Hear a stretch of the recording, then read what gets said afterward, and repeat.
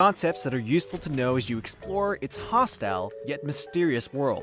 To increase your chances of survival, we've compiled 7 handy tips you might not know. Be wary, there are potential spoilers ahead. If you enjoy this video, like it and subscribe to our YouTube channel for more features on Breath of the Wild. And be sure to watch our previous videos on all the things I wish I knew before I started. You can temporarily expand your horse's stamina. When you cook Endura carrots into a dish, it creates food that temporarily increases your stamina. But you're not the only one who can benefit from this tasty veggie. Give a raw one to a horse, and their stamina temporarily increases by 3. Your horse maintains this stamina boost just as long as you don't spur through it, so don't push your trusty steed too hard. You can find Endura carrots in the Faron Grasslands and Hyrule Ridge, but you're guaranteed to find some around Melania Spring or by the trees that surround the Great Fairy Fountain in Kakariko Village. Treasure Chest Indicator. There are always hidden treasure chests to find in the myriad shrines you visit. If you're a completionist, the thought of not uncovering all of them probably drives you crazy. Thankfully, the game has a way of telling you when you've collected everything in a shrine. Simply highlight a shrine on the map, and if it has a treasure chest beside its name, then that means you've uncovered all of its secret chests. If it doesn't have this indicator, then you'd best go back and see what you missed. The Master Sword Beam.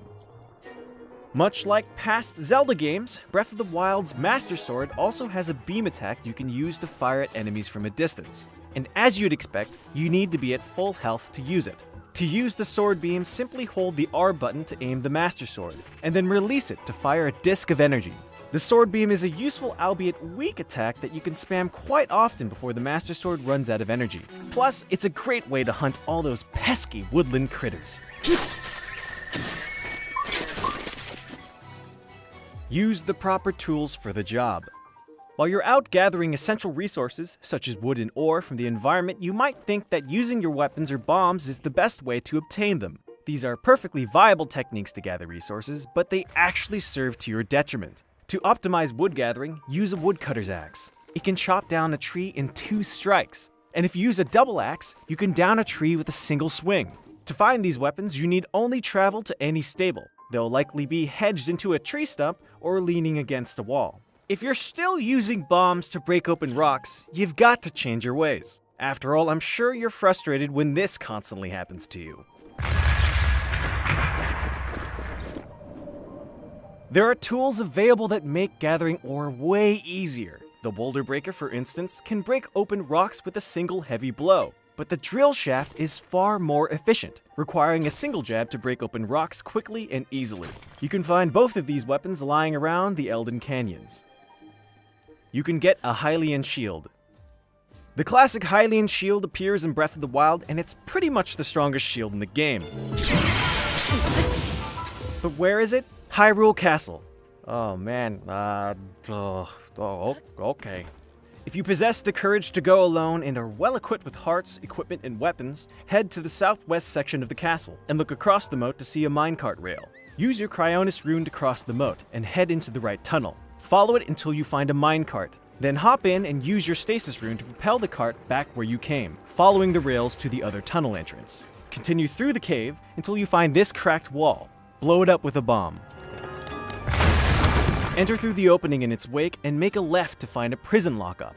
Continue to the back until you see 2 torches. Blow up the broken stone wall between them.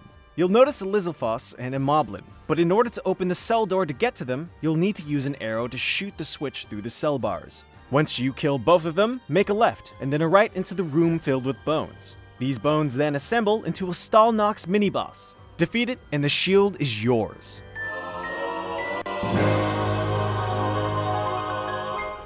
It's important to note that if you happen to lose or break the Hylian shield, finish the From the Ground Up side quest so you can buy it back from Grante in Terrytown. Cooked hearty foods offer full heart recovery and then some. If you're looking to minimize the grind for health, cook foods that have the word hearty in its name. Cooking these items heal your hearts fully while adding a fair number of temporary hearts to your health. A great place to farm for hardy foods is the lush Braunus Forest in the Faron region, which you can get to if you head north of Faron Tower. The area's trees are loaded with upwards of 15 hardy durians. This is a big deal since a cooked hardy durian will heal you fully and grant you an extra 4 hearts. And if you cook 3, that's 12 extra hearts. And if you cook 5, we're talking 20 extra hearts added to your health. I'm telling you, you can't get more hearts anywhere else. Consider bringing an axe to speed up the process, as it rains quite often in this area, making it hard to climb up trees. Regardless, once you've ransacked this hotspot, just come back after every blood moon to find it restocked. You can mount a Lionel. If you've completed the Zora portion of your main quest, then chances are you'll know about the devastating power of Lionels. These centaur-like beings will stop at nothing to eliminate you, making persistent use of both their melee weapon and bow to cause you all sorts of grief. But it's possible to humiliate these terrifying foes by stunning and mounting them. Before you confront a Lionel though, it's recommended that you grab the Stasis Rune upgrade from Pura. When you're ready to fight one, make sure to maintain your distance. Use Stasis when it's about to charge at you. Once frozen, quickly shoot a bomb or fire arrow at its head to stun it. When it's down, quickly mount them and toss in a few swipes at their neck. Rinse and repeat this process until you defeat it. At times, mounting a Lionel doesn't seem worth it, seeing as it's possible to inflict the same amount of damage when you're simply going toe-to-toe with it. But gosh, is it fulfilling to watch these jerks flail helplessly for once in their lives.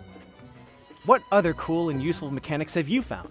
Let us know in the comments below. And for more coverage on The Legend of Zelda Breath of the Wild, be sure to subscribe to our YouTube channel.